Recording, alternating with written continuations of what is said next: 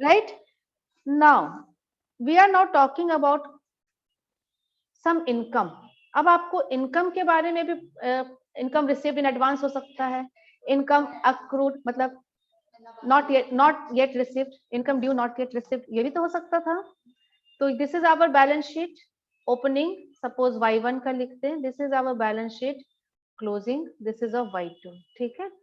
अब इनकम से रिलेटेड अपने पास 5 इंफॉर्मेशन हो सकते हैं। अभी हम यहाँ लिख रहे हैं information, income received during the year, cash आया, रिसीव्ड इन कैश या बैंक DTY। हमारे पास टोटल कैश आया है 2 लाख रुपए। ठीक है। और 4 इंफॉर्मेशन हम बैलेंस शीट में ही देंगे। पिछले साल इनकम आना बाकी था, हमने सर्व कर दिया, सर्विस दे दिया, but income yet not received, जिसको आप बोलते हो income accrued but not received, right. तो ये डेबिट साइड लिखे, सही लिखे हैं, देखो तो इनकम आना है लेकिन आया नहीं, तो हमारा ये हक है, राइट है। सो सपोज दिस वाज 20,000, साल के शुरुआत में 20,000 आना बाकी था, जो इस साल आया होगा इस कैश में इंक्लूडेड होगा, माइंडेड, ये कॉन्सेप्ट रहता है। अगर साल के स्टार्ट में 20,000 आना बाकी था और इस साल 2 लाख आया है, मे आई एज्यूम कि इसी में वो 20,000 होगा, जनरली होता है, राइट और नॉट। और इसी तरीके से income accrued but not received is given 13,000 closing. ठीक है। और कुछ इतने अच्छे क्लाइंट्स होते हैं जो एडवांस में पैसा देके चले जाते हैं। ठीक है। तो इनकम रिसीव्ड इन एडवांस, तो ये कहीं ना कहीं आपके ऊपर ड्यूटी डालता है कि भैया उनका पैसा आगे उनका काम करके देना है, राइट और नॉट। किसी क्लाइंट का, सपोज आप इंटीरियर डेकोरेटर हो, उसकी अकाउंटिंग हो रही है, कोई 25,000 रुपए एडवांस में पिछले साल ही दे दिया था इस साल के लिए, तो इस साल आपके लिए वो लाइबिलिटी है ना, स्टार्टिंग की लाइबिलिटी, तो पिछले साल में भी वो साल के अंत में दिखेगा, इनकम रिसीव्ड इन एडवांस 25,000 रुपए, राइट। ओके ना। और इस साल अगर अगले साल के लिए आया है, ये भी तो हो सकता है, इस साल के अंत में कोई बंदा आया और 12,000 रुपए देके गया है अगले साल के लिए, तो ये इस साल की लाइबिलिटी है जो अगले साल कैरी फॉरवर्ड करना है। Income received in advance 12,000, right. और ड्यूरिंग द ईयर इतना, तो इनकम कहाँ दिखता है, टेल मी। इनकम पीएल में क्रेडिट साइड, जैसे सेल, जैसे सेल है इनकम, वैसे कोई भी इनकम होगा, अगर ये डॉक्टर है, अगर ये इंजीनियर है, अगर चार्टर्ड अकाउंटेंट है, कॉस्ट अकाउंटेंट है, इंटीरियर डेकोरेटर है, उनकी बात अगर आप कहो तो इनकम, जनरली ट्रेडर के लिए हम लोग सेल बोलते हैं, और इनकम जब बोला जाता है तो this is for them, right ना। तो अब इनकम का जर्नल क्या होता है, अब ये बताओ। क्वेश्चन तो हम लोग बाद में बनाएंगे, ये वाला थोड़ा सा जगह छोड़ दे रहे। इनकम का journal, income, cash to income. तो इनकम का एक लेजर खोलो, तो इनकम का अगर आप लेजर खोलोगे तो it will have a credit balance ना। इनकम है, all income has credit balance. May I right by cash whatever be the amount, be it 4 lakh, right, 2 lakh, ठीक है। सही। अभी हम दूसरा, just whatever be the amount, income का लेजर कैसा दिखेगा वो हम लोग बात कर रहे हैं। अगर कुछ नहीं है तो ये कहाँ जाएगा, to profit and loss account, और प्रॉफिट एंड लॉस अकाउंट में इनकम क्रेडिट साइड आ जाता है बाय इनकम। इनकम अकाउंट में डेबिट है पीएल, तो पीएल में क्रेडिट हो जाएगा बाय इनकम, राइट ना। 4 लाख से यहाँ दिखेगा, राइट, अगर कुछ नहीं है तो। अब this is the very simple account for any income. ये क्रेडिट साइड लिखाएगा क्योंकि इनकम का क्रेडिट बैलेंस होता है, और लास्ट में ये नॉमिनल अकाउंट है तो पीएल में ट्रांसफर होकर बंद हो जाएगा, इतना तो सबको क्लियर है। अब इसका डेबिट ओपनिंग बैलेंस क्या होगा, इनकम रिसीव्ड इन एडवांस या income accrued but not received, दोनों में डिफरेंस है ना। इनकम रिसीव्ड इन एडवांस, ये क्या है, income received in advance, this is a asset और liability, this is a liability. तो अगर इसका ओपनिंग बैलेंस है तो लाइबिलिटी साइड दिखेगा बाय एडवांस इनकम, हम थोड़ा शॉर्ट में लिख रहे हैं वर्ड को, ओपनिंग बैलेंस, राइट, और क्लोजिंग बैलेंस यहाँ दिखेगा टू एडवांस इनकम, और रिसीव्ड इन एडवांस इधर दिखेगा, राइट, और क्लोजिंग इधर दिखेगा। तो इसी तरीके से आपका अकाउंटिंग बनना है। आते वापस अपने क्वेश्चन में, we have this question, solution बहुत बड़ा नहीं होगा, थोड़ा सा हम यही पे स्पेस, इस साल कितना मिला है 2 लाख में, थोड़ा हम यही पे स्पेस बना रहे हैं, ओके ना। सो वी स्टार्ट, कौन सा लेजर खोलेंगे हम लोग, इनकम का लेजर खोलेंगे। इनकम का लेजर खोल करके आपको पता है यहाँ पर बाय कैश होना है, जो इस बार 2 लाख है, राइट, और अगर कुछ नहीं रहता तो यही 2PL हो जाता, राइट। अब लाइबिलिटी को देखिए, बैलेंस शीट में ये लाइबिलिटी दिख रही है ओपनिंग, लाइबिलिटी का बैलेंस होता है क्रेडिट बैलेंस, ये हो जाएगा opening. Income received in advance balance BD 25,000, तो इसका क्लोजिंग बैलेंस इधर आ जाएगा 12,000, क्लोजिंग यहां से उठा लिए।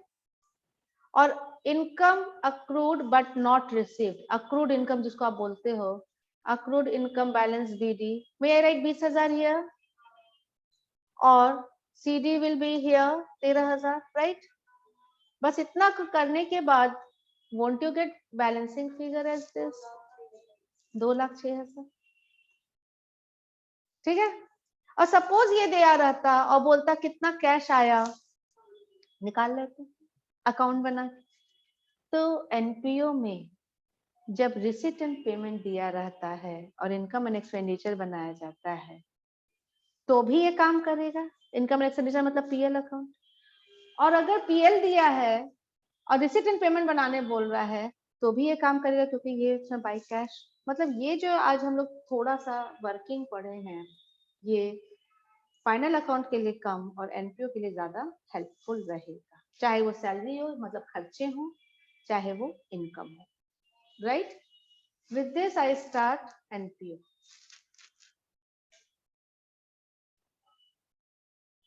NPO का full form non profit organization, मतलब क्या, जो प्रॉफिट के मोटिव से अर्निंग नहीं करते हैं। Best example is club, hospitals, schools etcetera etcetera, ठीक है। तो प्रॉफिट मोटिव इनका नहीं है, लेकिन अकाउंटिंग तो करना ही है, अकाउंटिंग तो बनाना ही है। तो अकाउंटिंग जब भी बनाते हैं तो इनका फाइनल अकाउंट में ट्रेडिंग PL नहीं होता, बैलेंस शीट नहीं होता, इसकी जगह क्या होता है, they have receipt and payment account, they have first account known as receipt and payment account, another is income and expenditure account, balance sheet लिखा है, चलिए ठीक है, आपका बुक इसको यूज कर रहा है, but generally what we use the term statement of affairs, ठीक है। so in they prepare, NPO क्या क्या बनाते हैं, they prepare number 1 receipt and payment account for any year, they prepare second income and expenditure account, and they prepare number 3 statement of affairs, right। अब ये कहीं ना कहीं आपका पढ़ा हुआ है, कुछ भी नया नहीं है।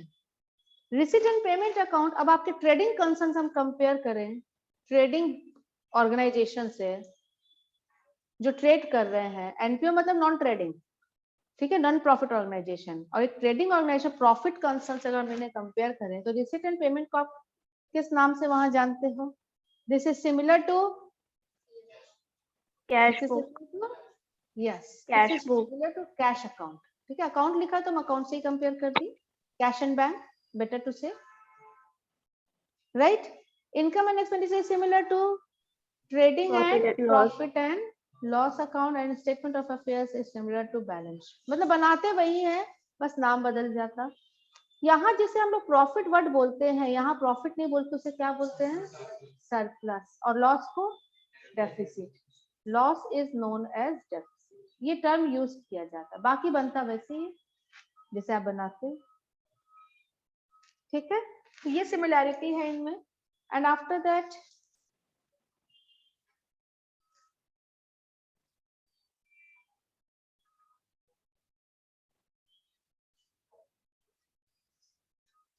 जैसा बुक जा रहा है हम लोग वैसे ही जाते हैं। रिसिट एंड पेमेंट क्या है? Receipt and payment is strictly like, receipt and payment के बारे में बातें हैं। What is receipt and payment account? Tell me. This is similar to cash account. तो कैसा दिखेगा रिसिट एंड पेमेंट अकाउंट? कैसा दिखेगा रिसिट एंड पेमेंट अकाउंट? कैसा दिखेगा? If this is receipt and payment of a club, of a school, hotels, hotel को नहीं बोलना चाहिए लेकिन वो भी क्योंकि वो सर्विस ऑर्गेनाइजेशन है तो इसका कवर हम लोग कर सकते हैं।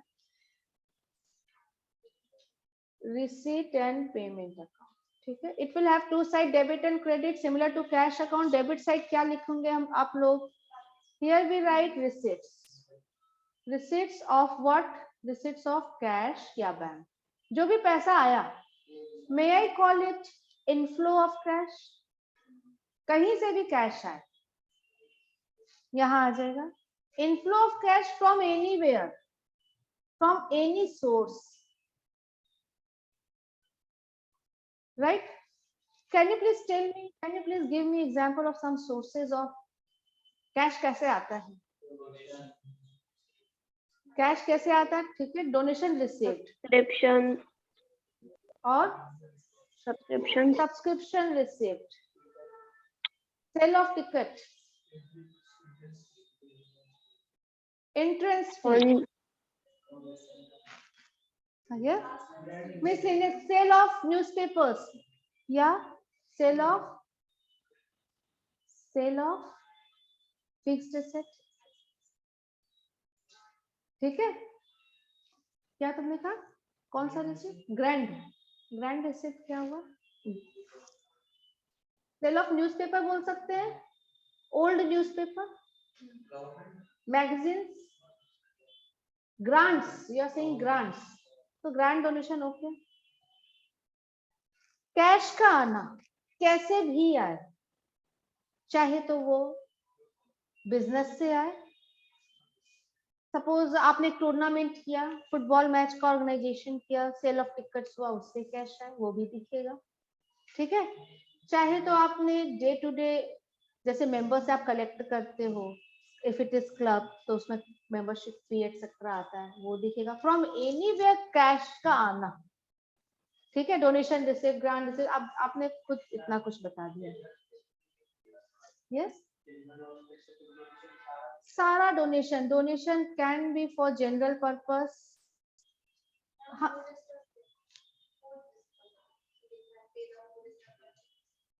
और स्पेसिफिक।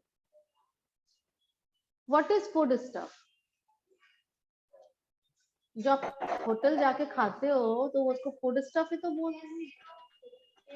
आपने बेचा उस एक आप रेस्टोरेंट भी मेंटेन कर रहे हो अपने क्लब में, तो क्लब में अगर रेस्टोरेंट कैंटीन मेंटेन कर रहे हो तो उसको बेचोगे, फूड को बेचोगे तो अर्निंग हो। कैश आना चाहिए, कैश या बैंक, उधार में नहीं, कैश का आना। दिस इज, अगर माइंड में सेट कर लो दिस इज 100% कैश बुक, तो आपको कोई दिक्कत नहीं। All type of cash inflows, कहीं से भी कैश आए, किसी भी पर्पज से भी कैश आए, अगर कैश आ रहा है तो यहाँ दिखेगा। कुछ भी बेचो, कोई भी डोनेट करे और हमारे क्लब को दे, getting the point, right? Anywhere, from any source, ऊपर में मैंने क्या लिखा? From any source, inflow of cash होना चाहिए फ्रॉम एनी सोर्स, कहीं से भी कैश है यहाँ दिखेगा। चाहे अब तुम बोलो, जैसे तुमने कहा कि जनरल पर्पस डोनेशन और स्पेशल दोनों आएगा, बताओ इस डेफिनेशन में आ रहा है कि नहीं है?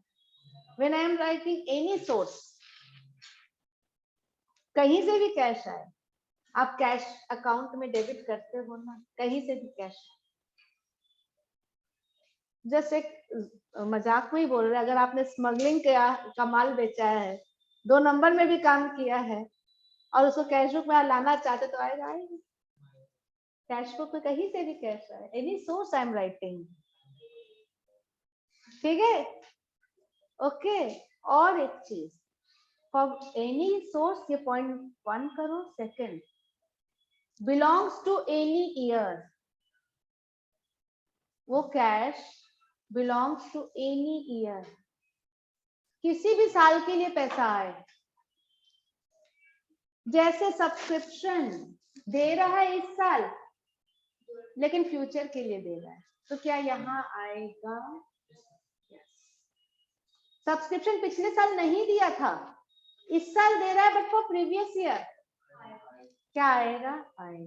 तो हम लोग को क्या जानना है? This account debit side includes inflows of cash, it shows cash का आना for any year from any source. ठीक है, तो क्रेडिट साइड क्या दिखाएगा आप बताओ? If this is inflows of cash, outflow, पैसे का जाना, this will show outflows of cash for any year, किसी भी साल के लिए जाए, फ्रॉम फॉर एनी पर्पस, पहले फॉर एनी ईयर। जैसे आपने सैलरी एडवांस में दिया, सैलरी आप दे रहे हो 50,000, जिसमें से 10,000 अगले साल के लिए है, बाई सैलरी कितना आएगा? यहाँ पर 50,000 टोटल दे रहे हो, 40,000 इस साल के लिए दे रहे हो कैश में, और 10,000 कैश में दे रहे हो अगले साल के लिए। यहाँ सैलरी कितने से आएगा? पूरा आएगा, for any year, for any, ठीक है, any expense for any year. Cash का जाना मतलब खर्च ही हो, पर्पस आप सैलरी दिए, मतलब एक तरीके से आप कह सकते हो ये रेवेन्यू एक्सपेंडिचर है ना। Take an example of capital expenditure, like आपने एक मशीनरी खरीदा, फिक्स एसेट खरीदा, क्या यहाँ आएगा? अगर कैश या बैंक का आउटफ्लो हो रहा है तो बाय मशीनरी परचेज, सपोज करो 2 लाख आएगा, B it revenue nature, B it capital nature, whatever be the purpose, पैसा जा रहा तो यहाँ आएगा। ठीक है, बस यही दो चीज आप अगर कैच कर ले तो माइंड में सेट करो, this shows inflow of cash and this shows outflow of. ये जो राउंड सर्कल में मैंने लिखा है इसमें भी है, तो रिसीट एंड पेमेंट कभी गलत नहीं। और opening, since it is a cash account, it must have a opening balance ना, तो फर्स्ट आइटम यहाँ क्या शुरू होता है? टू बैलेंस बीडी, ठीक है, यहाँ क्या होता है? By balance, right? ठीक है, एक छोटा सा क्वेश्चन नंबर 1 हमारे सामने है, रिसीट एंड पेमेंट बोल रहा है बनाने। Receipt and payment for Swaraj club for the year ended 31st March were entrance fee, membership fee, donation, foodstuff sale, salary and wages, purchase of foodstuff, construction of club pavilion, general expenses, rent rates and bank charges. इसके बाद नीचे कुछ दिया opening balance के बारे में। Opening cash in hand 200 रुपया और कैश एट बैंक 400 रुपया, क्लोजिंग इज 350 एंड 590। ठीक है, कैश आ रहा है, थोड़ा सा कलर चेंज कर देते हैं, तो रेड से हम लोग डिनोट कर देते हैं। We are having cash, see cash का आना जो भी रेड से है वो एंट्रेंस फीस कैश का आना ना, ये 300 रुपया। After the membership fees again cash receive, donation is what? Cash receive, sale किए तो रिसीट हो रहा है, लेकिन इसके बाद वाले खर्चे हैं, सैलरी वेजेस का एक्सपेंस, परचेज एक्सपेंस, पवेलियन बना expense, general expense, rent expense, bank charges. Is it okay? बन जाएगा। कैसे बनेगा? तो की फॉर्म में बनेगा, receipt and payment account for the year ended, सबसे पहले opening balance cash in hand, cash at bank आ गया, उसके बाद एंट्रेंस फी आया, मेंबरशिप फी, डोनेशन, डोनेशन था 10,000, sale of food stuff, salary wages, purchase, club pavilion बना, rent and taxes and balance, bank charges, and this is also given. नहीं दिया होता तो ये हमारा बैलेंसिंग फिगर निकल जाता, राइट ना? हमारे क्वेश्चन में दिया है तो ये बैलेंसिंग फिगर नहीं निकल रहा, पूरा का पूरा मिल जाएगा दोनों साइड। अगर ये मिसिंग रहता तो ये हमारा बैलेंसिंग फिगर बन जाता। Isn't it easy? Receipt and payment similar to कौन सा अकाउंट? Cash account. मैम पवेलियन क्या होता है? पवेलियन क्या होता है कौन बताएगा?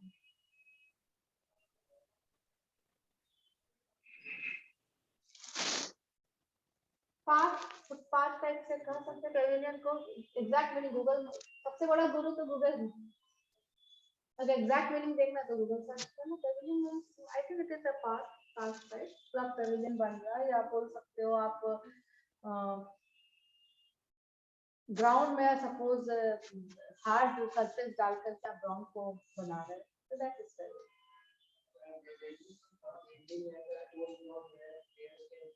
यस, तो क्रिकेट में तो सबसे ज्यादा सुनते हैं पेविलियन वर्ड, है ना। This is nothing but a place for the players to change their looks or outfit, right? Okay, but second point says limitation of resident payment.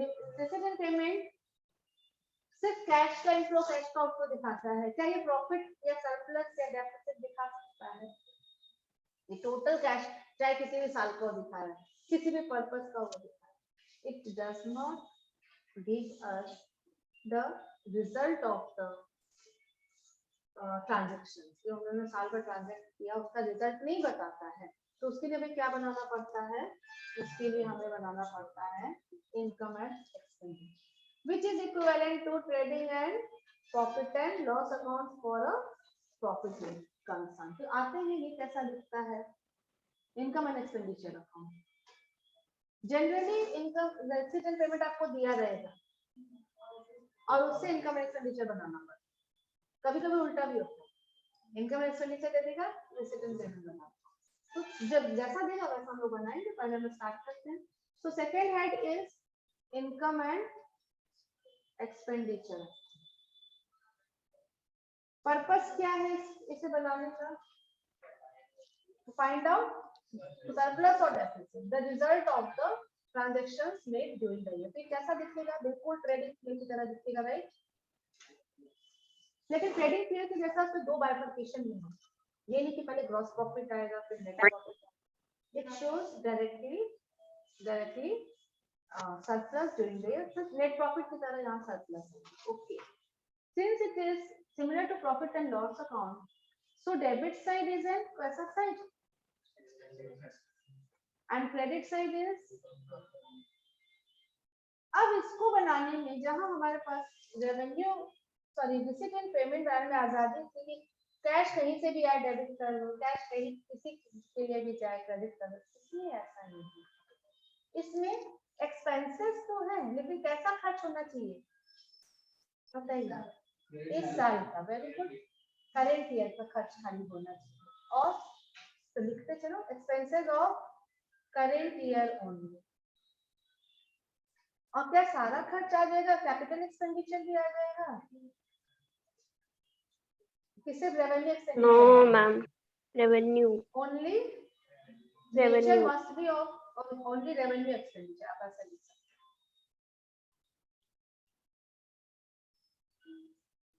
ठीक है। तो इनकम भी आप ही बताओ, हम क्या बोलेंगे? सेम चीज लिखेंगे। Income must belong to current year only. Revenue income must belong to, यहाँ belong to current year only and it includes only revenue, yeah, income. Better to call it expenditure because this is revenue, this is लिख सकते हैं revenue income, ठीक है। Okay ना। तो अगर इससे बोला जाए salary paid, I am just giving one example, salary paid during the year 80,000 और हमारा करंट ईयर है 2021 2021 हमारा करंट ईयर है।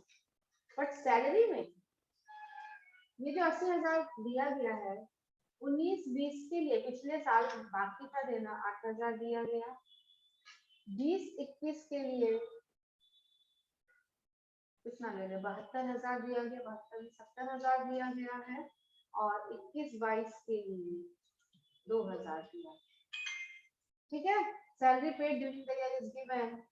Tell me receipt and payment में कितना आएगा? रिसीट एंड पेमेंट में कितना आएगा? इनकम एंड एक्सपेंडिचर में कितना आएगा? कौन से साइड आएगा? ठीक है, this is receipt and payment account. Salary कौन से साइड दिखेगा? सैलरी दे रहे हो, will it be on the credit side by salary, right? And 80,000, मतलब नहीं किस पर्पज से, सिर्फ कौन से साल के लिए दिया, बट यहाँ पर सिर्फ मतलब यहाँ पर आप इनकम एंड एक्सपेंडिचर में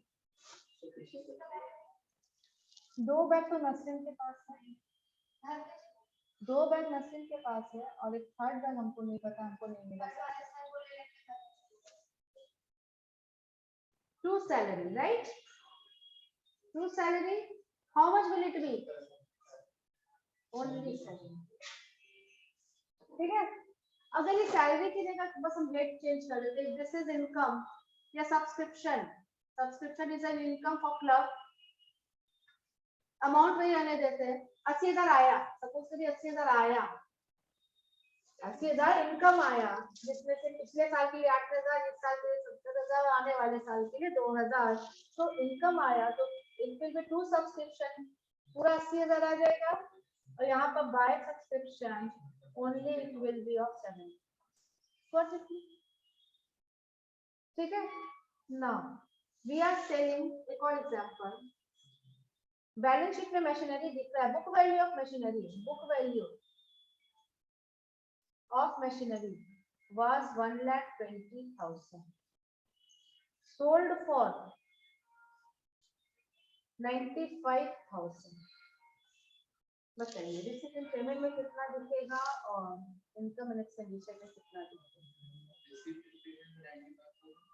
कैश आ रहा है 95 मैम रिसीट में, है ना, तो आप यहाँ क्या लिखोगे, to sale of fixed asset या मशीनरी, कितना 95,000, इसी साल बचे हैं, इसी साल 95,000 आ भी किया है।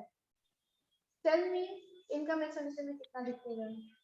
25,000, 25,000, यस 25,000 दिखेगा, जो क्या दिखेगा 25,000, दैट इज लॉस। 1,20,000 के सामान को की चीज को आपने 95,000 में सेल किया, तो we have loss of to the tune of 25,000, यहाँ होगा to loss on sale of machinery 25,000। Journal तो बताएगा उसको, anyone please tell me the journal.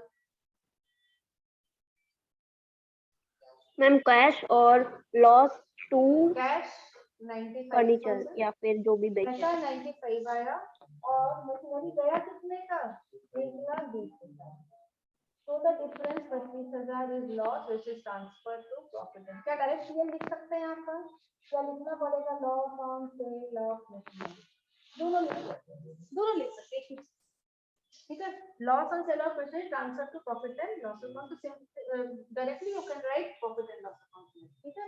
अगर इसी को हम लोग 1,25,000 में बेचते तो suppose the same machinery 1,20,000 is the book value has been sold for 1,25,000, so यहाँ पर instead of 95,000 it will be 1,25,000 here, and instead of loss we will have profit on sale of machinery, यहाँ पर ये profit आता by profit on sale of machinery to the tune of 5,000, ठीक है। Income expenditure account बनाना clear हो गया, सिर्फ revenue expenditure और रेवेन्यू इनकम ही आएंगे और इसी साल को बिलोंग करेंगे, तभी ना आप इस साल का ट्रांजैक्शन से आप रिजल्ट निकालोगे, इस साल प्रॉफिट हुआ या इस साल, okay. Come to the book income and expenditure account, this is okay, question लगता है बाद में दिया हुआ है। Here now one more thing,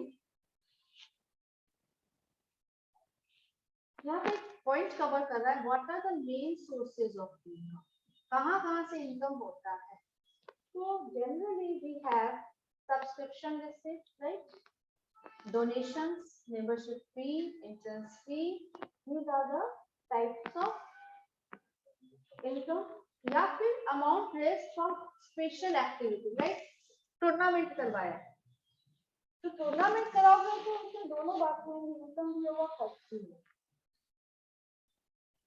tournament कराने से इनकम भी होने वाला है, खर्च भी होने वाला है। इनकम होगा सेल ऑफ टिकट से, और खर्च होगा जैसे आप प्राइज दे रहे हो, जो स्पोर्ट्स पर्सन है उनको जो भी आप रेम्यूनरेट कर सकते हैं, तो हम लोग इसको कैसे दिखाते हैं, like sale of match ticket, suppose expensive हुआ है 25,000, सपोज और टूर्नामेंट से टिकट देखे से आया है मान लेते 32,000 how it is shown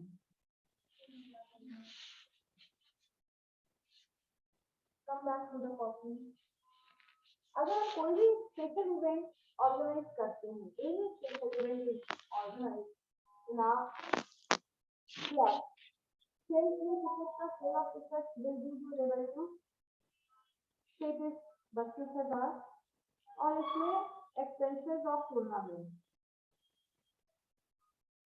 25,000 so how will it be shown this is of the current year well this is recipient payment this is income and expenditure if I talk about recipient payment तो यहाँ लिख सकते हो this is an income cash आ रहा है here right to sell of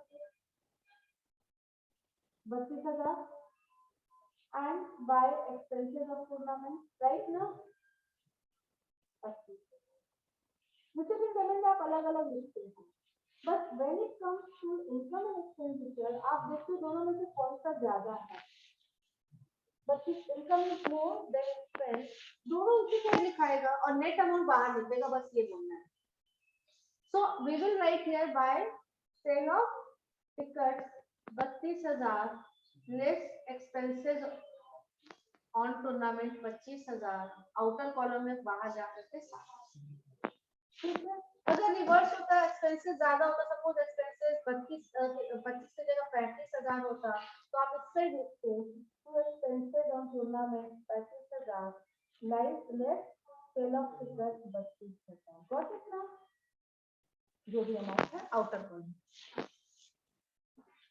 अगर हमारा क्लब है और वो रेस्टोरेंट भी चलाता है क्लब है और रेस्टोरेंट भी चला रहा है तो रेस्टोरेंट उसका मेन बिजनेस नहीं है it is a facility provided to the club members कि आप यहाँ आते हो मैचेस खेलते हो गेम्स खेलते हो तो वन ऑफ द फैसिलिटी कि आप यहाँ पर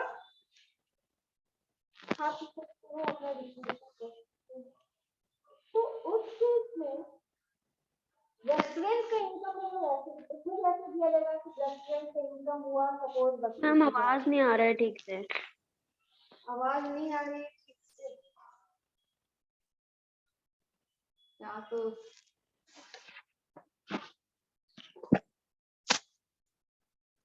ओके देखो शायद अब अच्छे से आवाज है हाँ मैम अब ठीक है okay what I was saying कि सपोज करते हैं कि रेस्टोरेंट से इनकम हो रहा है वहां पर हम लोग क्या बेच रहे हैं we are selling cold drinks food beverages इसको प्रोविजंस भी बोलते हैं आप क्वेश्चन में देखा प्रोविजंस लिखा रहेगा प्रोविजंस तो this is food items in case of a hotels this term is used okay ना तो इनको खरीदा है तो 25,000 लगे हैं और इनको बेचा है तो 32,000 लगे तो रिसीट एंड पेमेंट में अलग अलग शो हो सकता है but when we draft income and expenditure ये उसमें से नेट करके दोनों क्योंकि एक ही क्या बोला जाए इवेंट का या एक ही पर्पस के लिए खर्च भी है और इनकम भी है उससे तो इसको अलग अलग सेपरेटली नहीं शो किया जाता है इसको एक दूसरे से नेट करके ही शो किया जाता है got it if it there is an special event और maintenance of restaurant etcetera so we go ahead next topic is हाँ अब इनकम एंड एक्सपेंडिचर बनाता कौन कौन है भाई this information this is covered here see hospitals sports club drama club education society library society etc etc these are the general example जो NPO के में आते हैं तो हॉस्पिटल का main income medicine and cost of test and investigation okay medicine पर खर्च भी होते हैं और इनकम भी होता है cost of test of these are actually expenses sports material tournament drama के लिए expenses of stage playing rent of hall payment to artist educational society है तो आप स्कॉलरशिप दे रहे हो सेमिनार ऑर्गेनाइज कर रहे हो लाइब्रेरी है तो newspaper magazine these are the examples of expenses particular examples हैं आते हैं हम लोग आगे और क्या डिस्टिंक्शन पढ़ना है आपको दोनों में या आप खुद से एक बार इसको रीड कर सकते हैं, क्योंकि रिसिट एंड पेमेंट आपने जान लिया ये कैश बुक है, ये रिजल्ट नहीं देता, ये प्रॉफिट नहीं बताता। हर प्रकार का कैश इनफ्लो और आउटफ्लो आता है, हर साल के लिए आता है, लेकिन ये सिर्फ इस साल का revenue expenditure and revenue income को ही रिकॉर्ड किया जाता है। तो दिस गिव्स अस रिजल्ट। इसी तरीके का कुछ डिफरेंसेस होगा जानने के लिए। अब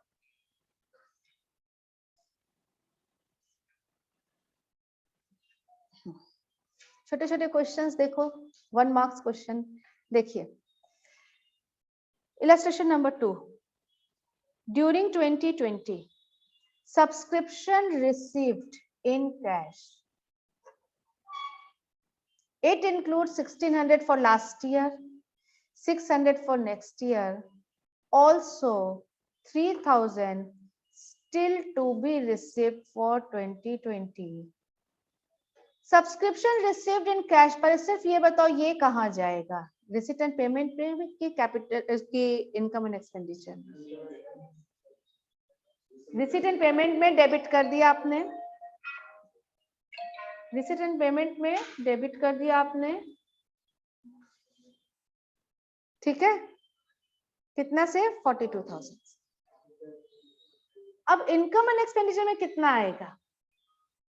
इनकम एंड एक्सपेंडिचर में आप देखो क्या लिखा है, ध्यान से इस क्वेश्चन को पढ़ो, छोटा सा क्वेश्चन है लेकिन 1 मार्क्स के लिए या 2 नंबर के लिए या एज अ वर्किंग बहुत इंपॉर्टेंट है। इस 42,000 में 1600 अगले पिछले साल के लिए है और 600 अगले साल के लिए,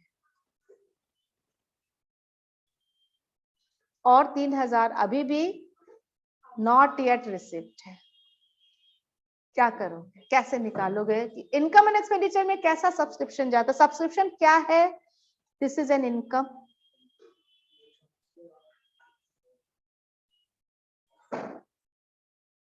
कोई बताएगा, कोई कैलकुलेट करके बता सकता है, एडलेस करके या अकाउंट बना के, कैसे आप प्रोसीड करना चाहोगे? क्वेश्चन समझ में आया? चलिए हम लिखते हैं, आप लोग मुझे थोड़ा सा हेल्प करना लिखने में, कॉपी में लिखेंगे। अमाउंट बताओ मुझे, सब्सक्रिप्शन रिसीव्ड कितना हुआ, कौन सा, अभी हमारा करंट ईयर क्या है? करंट ईयर क्या है, टेल मी। 2020-21, इसमें सब्सक्रिप्शन रिसीव्ड हुआ है 42,000। आउट ऑफ इसी में से कुछ रुपया पिछले साल के लिए, मतलब 2019-20 के लिए है, कितना? 1600। और इसी में से कुछ रुपया अगले साल के लिए, मतलब 21-22 के लिए है 600। तो इस साल के लिए कितना हुआ आप निकाल सकते हो? हाँ, और इसके अलावा एक और इंफॉर्मेशन है, नंबर 1 के अलावा नंबर 2 भी है, सब्सक्रिप्शन आउटस्टैंडिंग इज 3,000। ठीक है, तो क्या ये तो निकल जाएगा आपका 42,000 में से, अगर आप कितना हो रहा है ये 2200 ना, 2200 लेस कर दोगे 39,800, और ये 3,000 अभी और आना बाकी, अगर उसको ऐड कर दिया तो you will get 42,800 and it will be taken to income and expenditure. Is this clear? सबको क्लियर हुआ? ठीक है। अक्रूड मतलब इस साल आना था लेकिन नहीं आया, तो इनकम तो है, इनकम एंड एक्सपेंडिचर में तो जाएगा ना।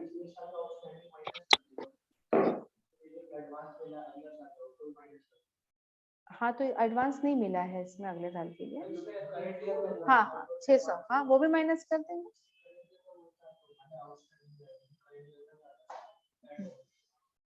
क्या चीज? करंट ईयर का, ये करंट ईयर में इतना कैश आया, लेकिन पूरा करंट ईयर के लिए नहीं आया। हाँ 3,000 इस साल का है, लेकिन वो अभी तक आया नहीं है। हाँ बोलो, who wants to say something? कुछ बोल रहे थे ऑनलाइन स्टूडेंट्स? मैम हम पूछ रहे थे कि ये 3,000 में 1,600 इंक्लूडेड नहीं है क्या? नहीं, वो लिखा हुआ है क्वेश्चन में कि this belongs to current year. बोलिए, कोई डाउट? अगर हम बोले कि यहीं पर हम एक काम कर सकते थे कि सब्सक्रिप्शन अकाउंट खोल के निकाल लेते 42800, तो क्या ये पॉसिबल था? एक हम कौन सा अकाउंट बनाना चाह रहे थे यहाँ? Subscription account. ये इनकम अकाउंट है। इनकम अकाउंट में बाय कैश आता है, राइट, और ये ultimately transfer to profit and loss, और यहाँ पर income and expenditure, right. Cash कितना आया? 42,000 का। ठीक है, आप समझो अकाउंट का इफेक्ट। अभी जस्ट क्लास स्टार्ट ही हम यहीं से किए थे, आज का क्लास है ना। अब देखो लिख रहा है इस 42,000 में 1,600 रुपया पिछले साल के लिए आया। ध्यान से सुनना मेरी बात, 2 मिनट खाली टाइम लेंगे, क्लिक होने भर का देर है आपके माइंड में। 1,600 पिछले बार का इस बार आया। क्या हम इसको ऐसे बोल सकते हैं पिछले साल ये 1,600 नहीं आया था? तो अगर पिछले साल 1,600 नहीं आया था तो वो सब्सक्रिप्शन नॉट रिसीव्ड था। तो कैन आई कॉल ये इसका ओपनिंग बैलेंस हो सकता है 1,600? हो सकता है ये वाला, this is the opening balance of subscription not received या accrued बट नॉट रिसीव्ड, कह सकते हैं। और इस साल आया है अगले साल के लिए, मजे की बात। तो this is an advance subscription received an advance का closing balance, not the opening, क्योंकि इस साल आया है अगले साल के लिए। तो मे आई कॉल इट, यहाँ पर ये सीडी होगा 600 रुपया।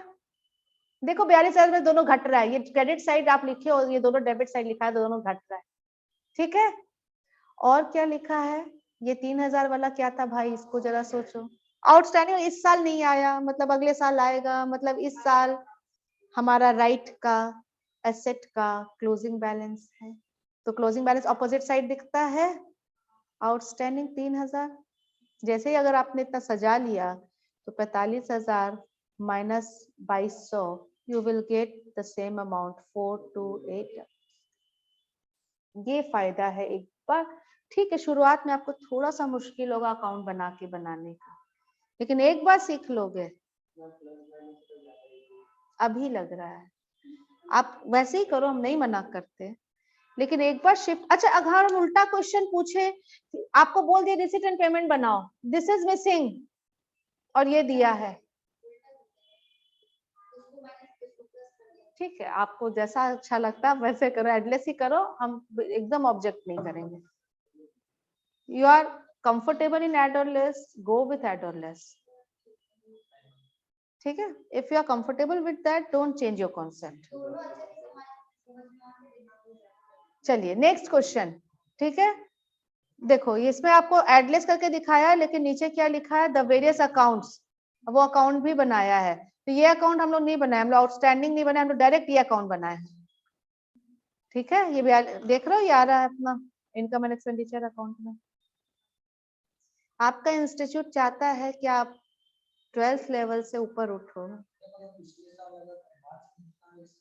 सब आएगा, तुम जितना तरीके का क्वेश्चन ले आओ। देखो ये देखो ना, अगला क्वेश्चन सब आएगा बेटा। देखो ये क्वेश्चन को देखो, सैलरी पेड आया, सैलरी पिछले क्लास से बताए थे आपको, आज भी हम लोग। ये रिसीट एंड पेमेंट में दिख रहा होगा, किस साइड, डेबिट या credit side? Receipt and payment में क्रेडिट साइड की सैलरी पेड है। फॉलोइंग नहीं, रिसीट एंड पेमेंट में क्रेडिट साइड दिख रहा होगा, रिसीट एंड पेमेंट में पेमेंट साइड दिख रहा होगा। ठीक है, अब देखो, following in further information is available, salary unpaid, prepaid, unpaid, prepaid, साल का दिया हुआ इतना अमाउंट। और आपको बनाने एडलेस कर नहीं बोला है, आपको बोलता है calculate the amount debited to income and expenditure, also show necessary ledger account. अब क्या करोगे? अब तो लेजर बनाना ही पड़ेगा। कौन सा अकाउंट बनाएंगे हम लोग? सैलरी अकाउंट बनाएंगे। तो सैलरी अकाउंट जनरली कैसा दिखता है? देखो एकदम बेसिक से आपको हमेशा लेकर के आना चाहते हैं। सैलरी अकाउंट कैसा दिखेगा? तो आप बोलोगे यहाँ पर इस side debit side to cash दिखेगा ना, और इधर बाय पीएल दिखेगा ना, पीएल या इनकम एंड एक्सपेंडिचर जो भी। कैश कितना है? 23,000 इधर दिखेगा, और कुछ नहीं होता तो यही पीएल में ट्रांसफर होता, बार बार तो यही शब्द दोहराते हैं। अब देखो सैलरी ओपनिंग अनपेड, क्या ये लाइबिलिटी है? सैलरी अनपेड पिछले साल का नहीं दिया था तो ये इस साल का लाइबिलिटी है ओपनिंग। देखो अब सीधा यहाँ पर आप एक ही आंसर देखो, ये वाला, ये सैलरी अकाउंट, ये ओपनिंग आ गया लाइबिलिटी में, और ये क्लोजिंग का 1800 लाइबिलिटी आ गया क्लोजिंग में, राइट। और पिछली बार सैलरी हमने कुछ प्रीपेड भी किया था 400 का, ये एसेट हो गया ना, ये देखो।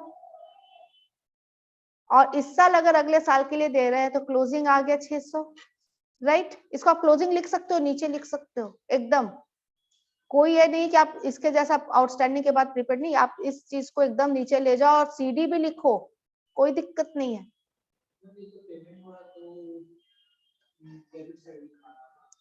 लाइबिलिटी से पकड़ो, जब ओपनिंग क्लोजिंग पकड़ रहे हो तो बैलेंस शीट में ये सब्सक्रिप्शन नहीं सैलरी है। देखो जो क्वेश्चन है उसी में पूछो, पिछले बार भी तुम वही किए, पिछला क्वेश्चन में तुम कुछ और मान लीजिए, मानने से नहीं होता। जो क्वेश्चन में तुम अगले का तुम give me the question, I will give you solution, लेकिन अभी जिस क्वेश्चन में हो पहले उसको कवर करो, ठीक है। देखो ये एक एक परत दर परत बैठता है ये सब कॉन्सेप्ट, है ना, डोंट टेक इट अदरवाइज। लेकिन हम लोग अगर वैसा नहीं समझेंगे ना तो पूरा कंफ्यूजन हो जाएगा। एक एक चीज को समझो, क्लैरिटी रखो। सैलरी अलग अकाउंट है और बिल्कुल उसका उल्टा सब्सक्रिप्शन है। सब्सक्रिप्शन एक इनकम है, सैलरी एक एक्सपेंस है। अभी हम लोग इनकम को पढ़ रहे हैं तो अभी एक्सपेंस मत लाओ उसमें, नहीं तो यहाँ पर पूरा क्या हो जाएगा, खत्म, पूरा ब्लास्ट हो जाएगा। चलिए हो गया, समझ में आ गया। तो जब ये सारा आइटम आ गया तो क्या ये आपका बैलेंसिंग फिगर नहीं आ जाएगा? अब ये घर में बनाएंगे, बन ही गया है छोटा सा बस फिगर आपको निकालना, but you will do it. तो अगर और भी इसके जैसा 3-4 क्वेश्चन अगर मिलता है तो आप उसको बना सकते हो। यस अब कुछ स्पेशल आइटम्स की बात कर रहा है, 5-7 स्पेशल आइटम्स हैं उसकी बात कर रहा है, और उसके बाद फिर फुल क्वेश्चन स्टार्ट हो जाएगा। तो पहले हम लोग भी बात कर लेते हैं। सी यहां से स्टार्ट है, accounting treatment of some special item. जहां पर कुछ कंफ्यूजन होता है उस कंफ्यूजन को हमें दूर करने का जरूरत है। Like donation, if the word donation is given, tell me वो डोनेशन आप कहाँ ले जाओगे? से सिंपली डोनेशन दिया हुआ है, where will it be shown? तो डोनेशन कितने प्रकार का हो सकता है? ये एक स्पेशल पर्पस डोनेशन होता है और एक जनरल पर्पस डोनेशन होता है।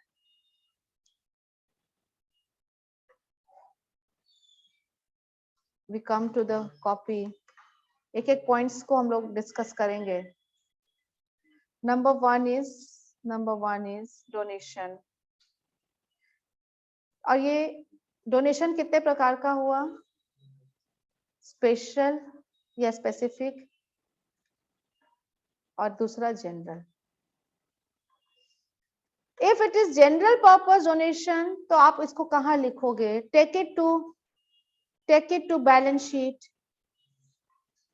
इधर सेपरेटली या इसको ऐड कर दो, एडेड टू कैपिटल। यहाँ कैपिटल नहीं बोलते, जनरल को क्या करोगे? Added to capital fund. General में भी अगर ये अमाउंट पर डिपेंड करता है, अगर अमाउंट स्मॉल है तो वैसे लिख दो, इसको उस तरीके से लिखो। आपका बुक क्या बोल रहा है जनरल के लिए?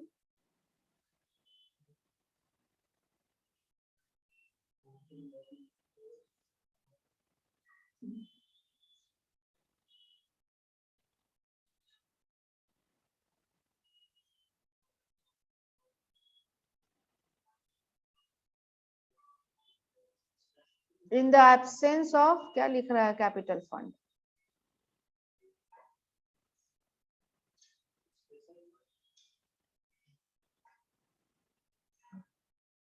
सी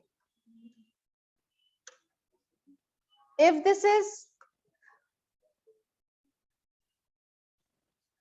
general purpose, donation is for general purpose. Main rule, it is taken to the balance sheet. कहां पर? Added to capital fund. General purpose donation आया 50,000 का, आप उसको कैपिटल फंड में ऐड कर दो. इसका एक ही एक्सेप्शन हो सकता है, इफ अमाउंट इज स्मॉल. 500 का डोनेशन आया, समझ में आ रहा है? 50,000 का डोनेशन आ रहा है, बैलेंस शीट में ले जाओ. 500 का डोनेशन आ रहा है तो take it to income and expenditure credit side.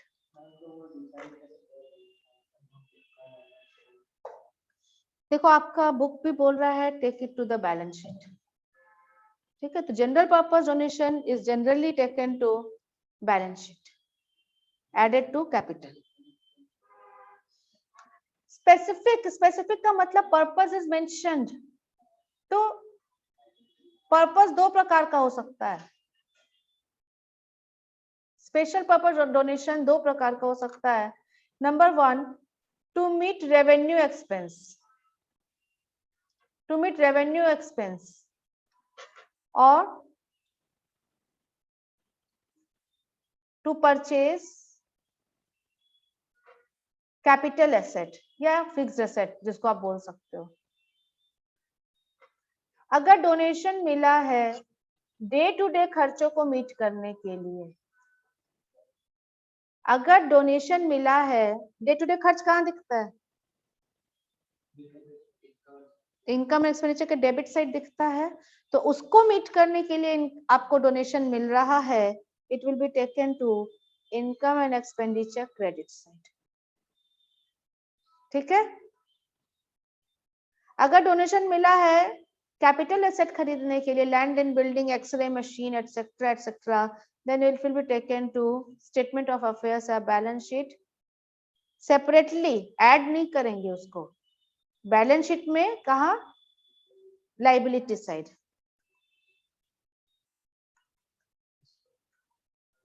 हाँ, kept separately, kept it separately. इसको ये नहीं कि जाकर के कैपिटल फंड में ऐड कर देंगे, इसको अलग ही रखें. राइट, आगे बढ़े, बुक में आए. Point 2. See the next point is entrance and admission fee. Club में अगर कोई नया मेंबर बनता है तो उसे एडमिशन फी लिया जाता है या एंट्रेंस फी लिया जाता है. तो ये कहाँ दिखना चाहिए?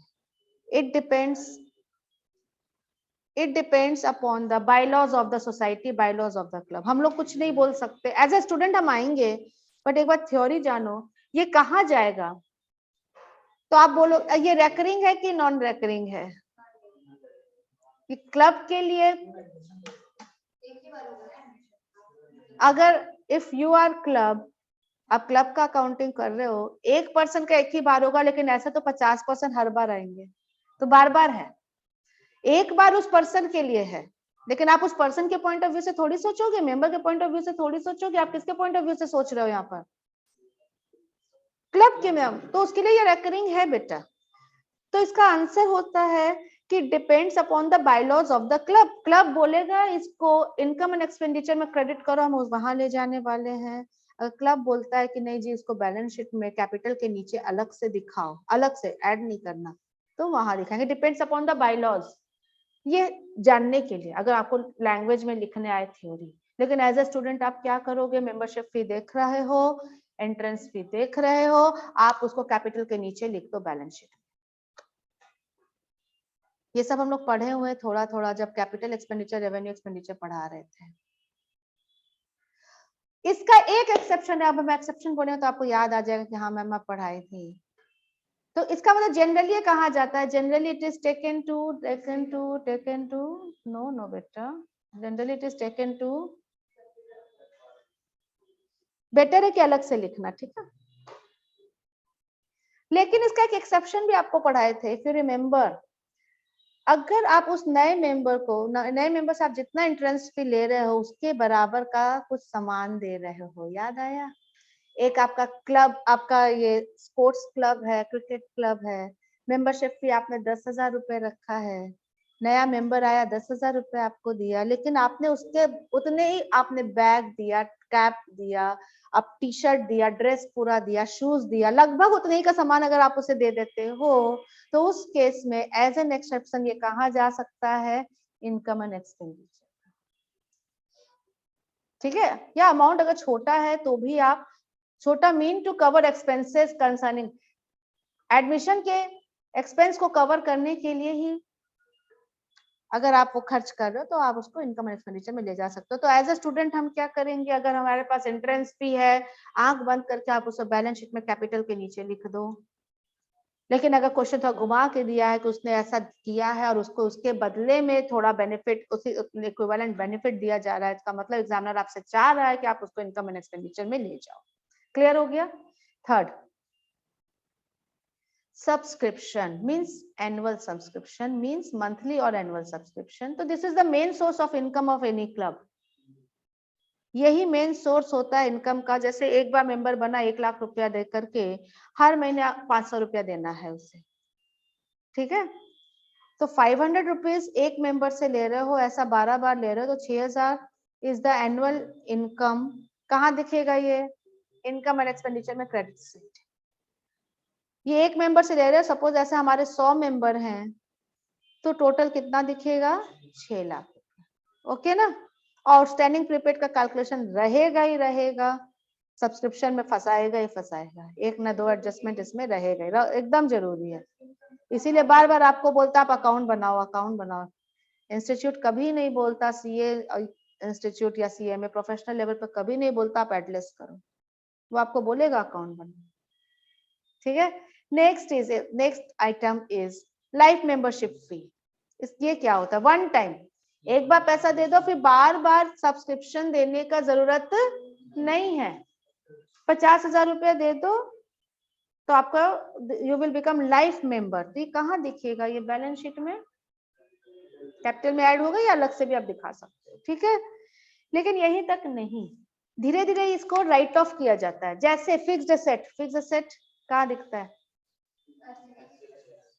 फिक्स्ड एसेट का जस्ट उल्टे साइड ये दिखता है। ऑफ कोर्स देखो, if we have fixed asset, this is the balance sheet, ये बैलेंस शीट है। फिक्स्ड एसेट कहाँ दिख रहा है?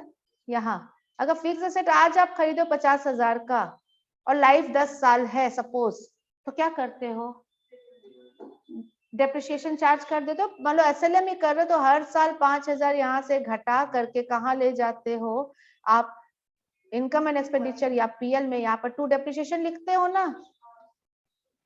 बिल्कुल इसी तरीके से अगर अपने पास लाइफ मेंबरशिप फी है, 50,000 आपने एक जन से लिया और ऐसा 20 लोग आया इस साल, तो कितना हो गया लाइफ मेंबरशिप फी? इधर देखो ज्योति, 50,000 एक बच्चे से, एक मेंबर से आपने लिया और ऐसा 20 नया मेंबर आया, 20 नया मेंबर ने लाइफ मेंबरशिप लिया, तो कितना हो गया? 100, 10 के साथ 5 0, मतलब ठीक है, आ गया। अब इनसे दोबारा पैसा नहीं आना। तो अब जैसे आप डेप्रिसिएशन को राइट ऑफ करके धीरे धीरे पीएल में ले गए, वैसे ही ये भी तो एक इनकम है जो अलग अलग सालों में आता सब्सक्रिप्शन के रूप में, और यहाँ जाता ना हर साल, एक ही बार आ गया। तो अब इसको भी आप क्या करोगे?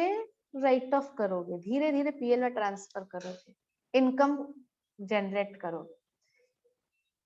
इसका 2-3 तरीका है। पहला है परसेंटेज, मतलब नहीं, कोई परसेंटेज नहीं। पहला है kept it as it is, पहला method kept it as it is, छोड़ दो, कोई राइट ऑफ मत करो। इन बैलेंस शीट 10 लाख तो 10 लाख दिख रहा है, दिख रहा है, दिख रहा है, और उससे 4 मेंबर मर गया इस साल, अब क्या करेंगे? तो उस 4 मेंबर का, अभी तक 100 मेंबर था, आप समझो इस चीज को, अभी तक कितना, सॉरी 20 मेंबर था, अभी तक कितना मेंबर था हमारे पास? 20 मेंबर थे, ठीक है ना? अब इसमें से 4 मेंबर का डेथ हो गया तो यहाँ पर 16 मेंबर का दिखना चाहिए कि नहीं? तो 4 मेंबर से 50,000 करके कितना हो गया, 2 लाख, माइनस 2 लाख यहाँ करना चाहिए या नहीं, और 8 लाख यहाँ दिखना चाहिए, तो ये 2 लाख कहाँ गया, यहाँ by transfer of from life membership fee due to death. समझ में आया, कितना रुपया है, 2 लाख लाइफ मेंबरशिप फी। पहला ट्रीटमेंट, आप उसको साल भर मत छेड़ो, इसको हर साल 10 लाख 10 लाख 10 लाख कैरी करते जाओ, जिस साल डेथ होगा उस साल।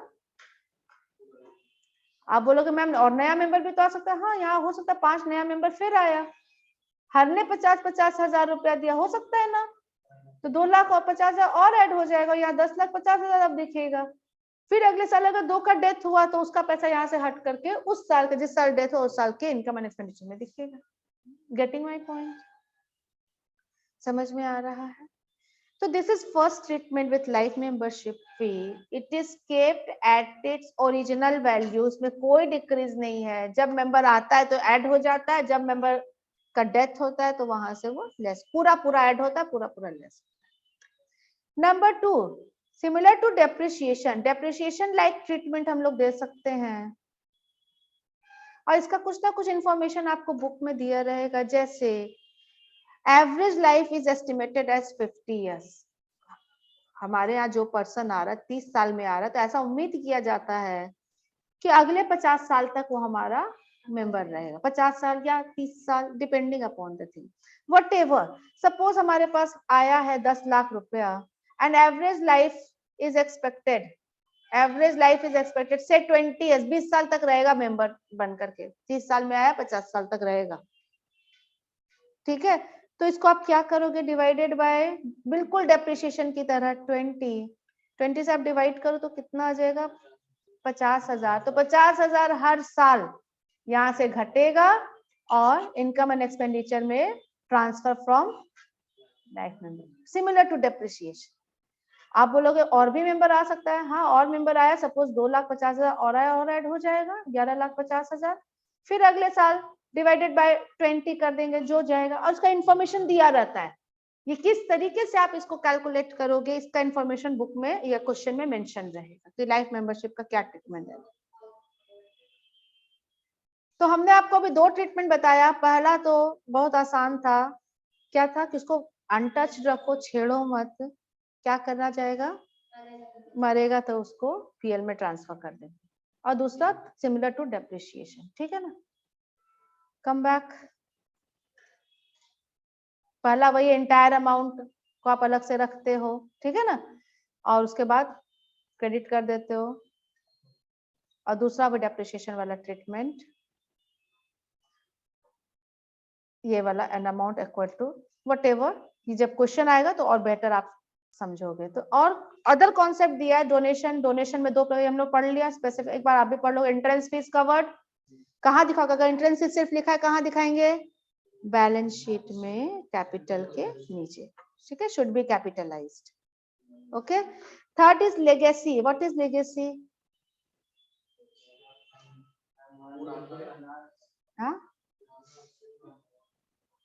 Legacy is as per the will of the person, will मतलब वसीयत के अकॉर्डिंग वो अपने लिख करके जाता है, जब मेरा डेथ होगा तो मेरा पूरा एसेट इस क्लब को ट्रांसफर, या इस सपोज कोई ट्रस्ट है उसको ट्रांसफर हो जाएगा, या कोई हॉस्पिटल है उसको ट्रांसफर हो जाएगा। तो लेगेसी से जो भी आता है वो कैपिटलाइज्ड हो जाता है, बैलेंस शीट में कैपिटल के नीचे दिखता है, ठीक है।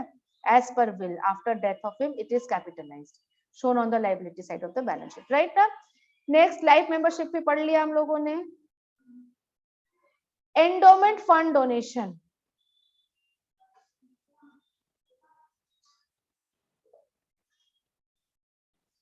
बोलिए, एंडोमेंट फंड का मतलब क्या हो, it is the donation, suppose 5 lakh रुपया डोनेशन आया, एफडी के रूप में डोनेशन आया, फिक्स्ड डिपॉजिट के रूप में डोनेशन आया, हम फिक्स डिपॉजिट को क्लब के पर्पस से यूज, 5 लाख रुपया आया लेकिन 5 लाख को आप यूज नहीं कर सकते, उसको कहीं ना कहीं वो इन्वेस्ट कर देगा, एफडी बना देगा, अब उस एफडी से जो इंटरेस्ट आ रहा है that can be utilized for the purpose of the club. तो वैसे एंडोमेंट मतलब चलते रहेगा, उसको क्या बोला गया, endowment fund donation only income is to be used for certain purpose. 5 lakh का डोनेशन एफडी के रूप में आया है, उस एफडी को आप यूज नहीं कर सकते, तोड़ नहीं सकते। हाँ, उस एफडी से जो इंटरेस्ट आएगा सपोज हर साल 40,000, that is the income that can be used. Okay, if इसका अब ये 40,000 जो इनकम आ रहा है उसका क्या करेंगे? ये 40,000 जो आ रहा है तो इसमें बोलता है अगर इसके लिए भी इंस्ट्रक्शन है कि इसी पर्पस के लिए आपको यूज करना है, स्पेशल फंड में यूज करना है, काका पानी ला दीजिएगा, तो उसी फंड में ये यूज होगा। चलिए अब थोड़ा ज्यादा हो रहा है, अभी क्वेश्चन बनाते हैं। ये 3-4 पॉइंट को हम लोग अगले क्लास में डिस्कस कर लेंगे, ठीक है ना? It's better to leave it here theoretically, क्योंकि हम बोल भी देंगे तो आप लोग को नहीं समझ में आएगा। So we will go with one question, ताकि नेक्स्ट क्लास में आपके पास होमवर्क्स भी रहे। द क्वेश्चन 4 सेज, क्वेश्चन 4 कह रहा है we have receipt and payment account. Receipt and payment means cash book is given, right ना? ओपनिंग बैलेंस दिया हुआ है, जनरली ऐसे होता है, रिसीट एंड पेमेंट देता है तो इनकम एंड एक्सपेंडिचर बनाने बोलता है। सी, कौन से साल का दिया, ध्यान से सुनिएगा, मतलब ये 1/4/2019 से शुरू हुआ होगा और 31 मार्च 2020 का बैलेंस शीट हमारे पास है। सब्सक्रिप्शन आया, received, since it is in receipt side, सारा कैश आ चुका है, but this subscription belongs to last year 65,000 and current year this much. Donation is given, आया है, entrance fee given, salary paid, sports equipment paid, telephone charge, electric, traveling and closing balance is also given. Okay, and now some information.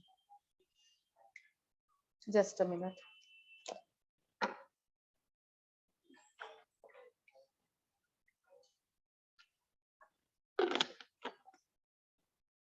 What the word is written? Outstanding subscription for current year 55,000. Outstanding salaries and wages 40,000 for current year. Depreciate sports equipment 25%.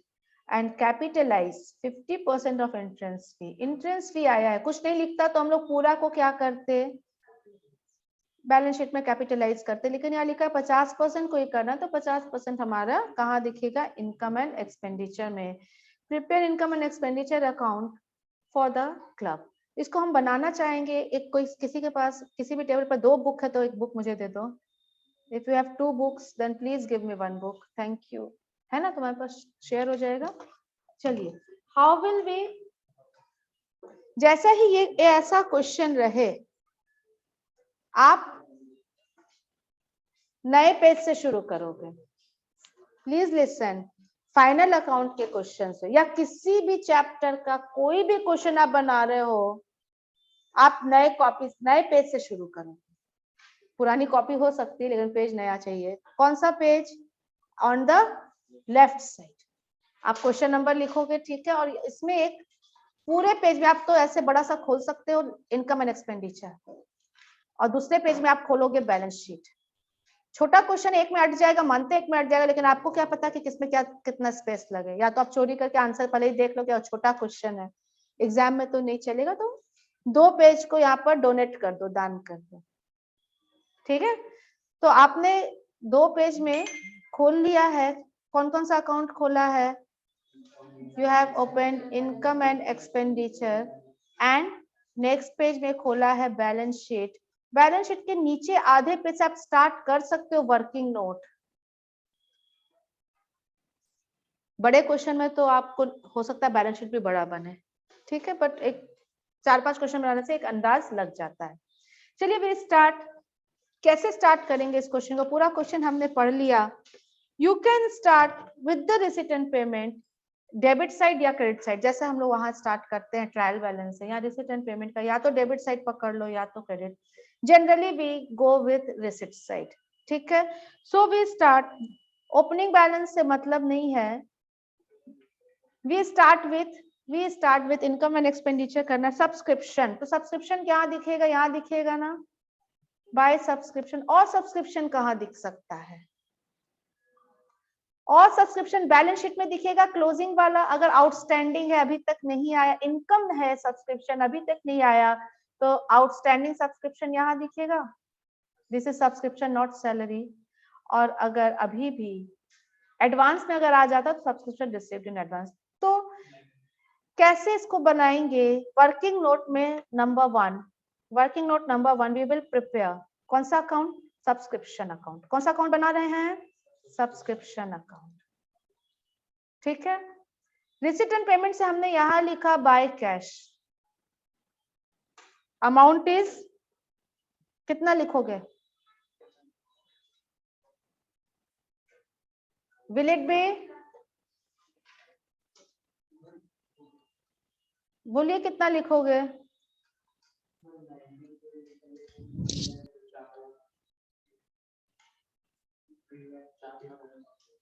By cash will it come both, दोनों आएगा? Answer is yes.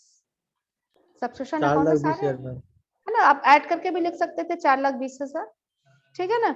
और subscription से related अब देखो यहाँ पर एक information मुझे मिल रहा है, क्या आप देख पा रहे हो? 18-19 के लिए 65,000 आया है, तो 18-19 में 65,000 आना बाकी होगा, जो इसका ओपनिंग हमारा क्लब के लिए एक एसेट होगा, सब्सक्रिप्शन आउटस्टैंडिंग कह सकते हैं। ये 65,000 से ज्यादा भी हो सकता था, हो सकता था 80,000 बाकी होता और 65 ही आया। तो हम लोग जा रहे हैं आउटस्टैंडिंग सब्सक्रिप्शन करेंट ईयर का दिया हुआ है एडिशनल इंफॉर्मेशन में, पिछले साल के नहीं दिया, तो वी कैन एज्यूम कि पिछले साल 65,000 ही आना बाकी था, जिसमें से 65,000 आ गया है। ये समझ में आया सबको? यहाँ 65,000 कैसे आया, कैसे मैंने लिख दिया यहाँ पर? क्योंकि इस साल 65,000 आया है जो पिछले साल को बिलोंग कर रहा है, तो पिछले साल इतना आना बाकी होगा। अब इंफॉर्मेशन नंबर 1, एडिशनल इंफॉर्मेशन, इस साल आउटस्टैंडिंग अभी भी 55,000 है, तो इस साल का आउटस्टैंडिंग यहाँ पर लिख दे by subscription outstanding CD amounted to 55,000, right? ठीक है। और कुछ इंफॉर्मेशन मुझे नहीं दिख रहा सब्सक्रिप्शन से related. Is this clear? Opening नहीं है, कोई बात नहीं, इसका भी क्लोजिंग नहीं है, कोई बात नहीं, जितना रहेगा उतने से ही काम किया जाएगा। So this is coming how much?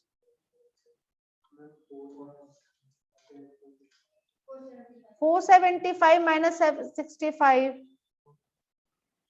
4,10,000। ये कहाँ जाएगा? ये आपका बैलेंसिंग फिगर निकला to income and expenditure, working note number 1।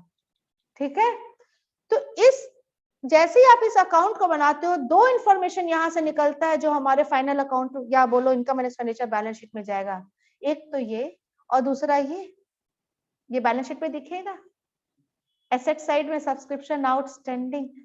आए वापस हम लोग, समझ में आया? यहाँ पर जैसे ही यहाँ पर हुआ तो यहाँ पर by subscription 4,10,000, is it okay ना? और सब्सक्रिप्शन आउटस्टैंडिंग दिस इज 55,000। कहने का मतलब जब हम वर्किंग में कोई भी अकाउंट बनाते हैं तो उससे मैक्सिमम इंफॉर्मेशन जो भी निकलता है हमारे मेन अकाउंट के लिए वहां उसी समय लिख दो। ठीक है। Second point from receipt and payment account, receipt side donation 55,000। तो डोनेशन के लिए क्या लिखा है? कुछ लिखा है क्या? Nothing is written. तो डोनेशन हम लोग कहाँ देंगे? डोनेशन आप कहाँ ले जाओगे? 55,000 क्वेश्चन में कुछ भी नहीं लिखा है।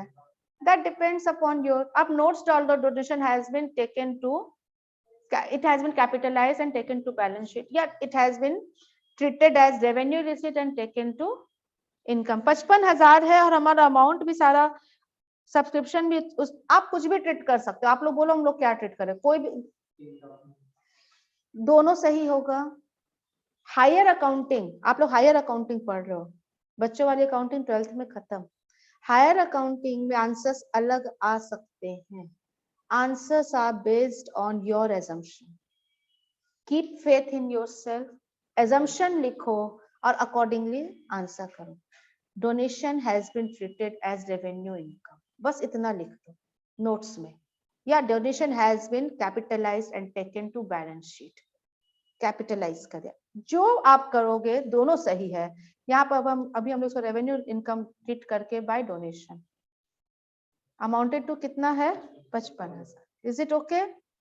Number 3 entrance fee. तो एंट्रेंस फी के बारे में दे दिया था 50%, ठीक है। तो बाय एंट्रेंस फी इसका आधा कर दो, ठीक है।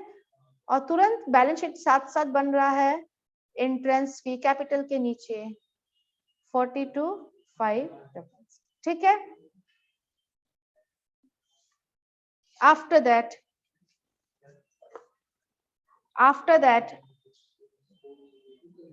Outstanding income is over. लगता है इसमें सिर्फ रिसीट एंड पेमेंट बनाने बोल रहे, income and expenditure balance sheet बनाने नहीं बोला है। तो ये हम लोग पूरा नहीं कर पाएंगे क्योंकि ओपनिंग का इंफॉर्मेशन नहीं है, कैपिटल फंड का ओपनिंग का इंफॉर्मेशन। एनीवे चलिए come to the expenditure side. पहला एक्सपेंडिचर क्या दिख रहा है? और सैलरी एंड वेजेस में भी प्रीपेड आउटस्टैंडिंग है शायद, देखो तो हाँ ठीक है, हम सैलरी एंड वेजेस अकाउंट बना के करना चाह रहे हैं। To cash receipt and payment से 1,65,000। इस साल कुछ आउटस्टैंडिंग है क्या? ठीक है, तो आउटस्टैंडिंग मीन्स देना बाकी है। इट इज अ लाइबिलिटी का closing balance debit side to outstanding salary amounted to कितना है 40,000। Total is 2,05,000। यहाँ पर by profit and loss income and expenditure account 2,05,000, ठीक है। देखो अगर बैलेंस शीट भी बनाने बोलता है ना तो ये दो इंफॉर्मेशन दे रहा है, एक पीएल में जाएगा 2,05,000 और दूसरा आउटस्टैंडिंग सैलरी ये बैलेंस शीट में जाएगा 40। दोनों इंफॉर्मेशन दे रहा है जब आप बैलेंस शीट में बनाना होता तो यहाँ पर हम लोग लिख सकते हैं टू सैलरी। और देखो ऐसे लिखना, यहाँ पर ब्रैकेट में वर्किंग नोट नंबर 2, सब्सक्रिप्शन में आप लिखोगे वर्किंग नोट नंबर 1 और यहाँ पर अमाउंट 2,05,000। या तो जैसा आप बोल रहे हो कि मैम यहीं पर ऐड करके नहीं दिखा सकते, दिखा सकते हो, कोई दिक्कत नहीं, दिखा सकते हो, ठीक है। और आगे बढ़ते हैं। ऑफिस एक्सपेंसेस कुछ नहीं दिया 35,000, राइट। स्पोर्ट्स इक्विपमेंट खरीदा, स्पोर्ट्स इक्विपमेंट कहाँ जाएगा? बैलेंस शीट में जाएगा। स्पोर्ट्स इक्विपमेंट कितने का है? 3,55,000।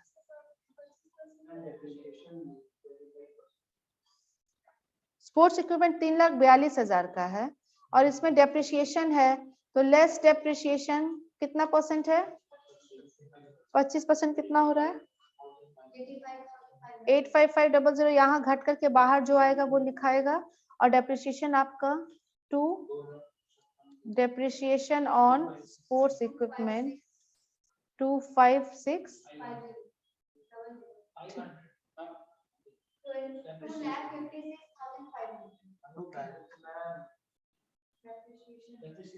85500 85500, राइट। फिर टेलीफोन चार्जेस 28,000 का है। After that electricity charges 32,000, travelling 65,000।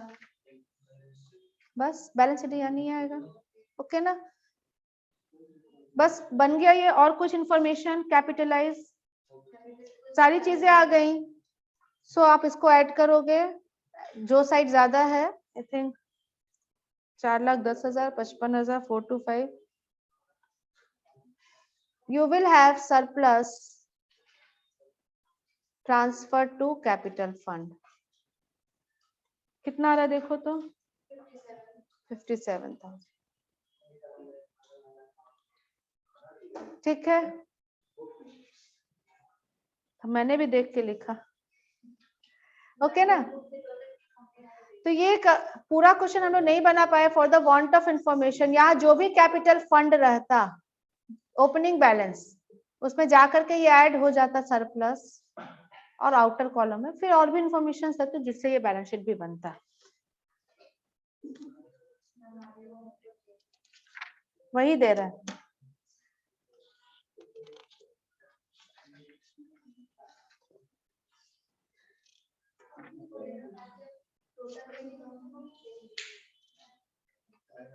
up to question number 11. Up to question number 11. Illustration, sorry. Up to illustration number 11 आप बना सकते हो. ऐसे ही खोलना दोनों को साथ साथ. अच्छा, कैपिटल फंड का ओपनिंग बैलेंस कहां से मिलता है? जब आप एक फुल क्वेश्चन बनाओगे, तो ओपनिंग बैलेंस शीट आपको बनाना पड़ता है. If you remember, opening balance sheet का इंफॉर्मेशन आपको दिया रहता है क्वेश्चन में. जैसे अगर एसेट्स है, फिक्स एसेट है, उसका इंफॉर्मेशन दिया रहेगा क्वेश्चन में, कहीं ना कहीं रहेगा फिक्स एसेट का ओपनिंग बैलेंस दिया रहेगा.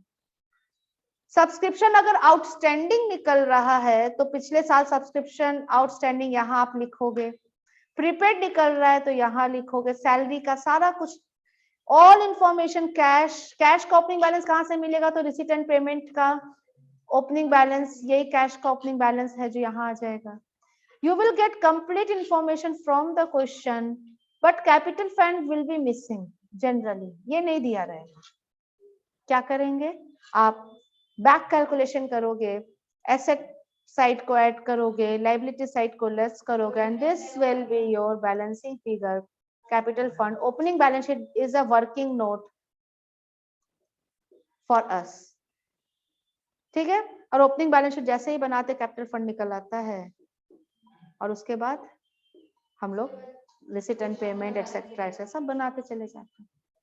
तो आंसर का शुरुआत आपका फर्स्ट पेज में रिसीट एंड पेमेंट ही रहेगा, सेकंड पेज में करंट ईयर का बैलेंस शीट रहेगा, और ये ओपनिंग बैलेंस शीट आपका वर्किंग नोट पे आप पहला बना के दो, फिर दूसरा आउटस्टैंडिंग सैलरी का, तीसरा सब्सक्रिप्शन का, जैसे जैसे रिक्वायरमेंट होता जाएगा वैसे वैसे बनता जाएगा.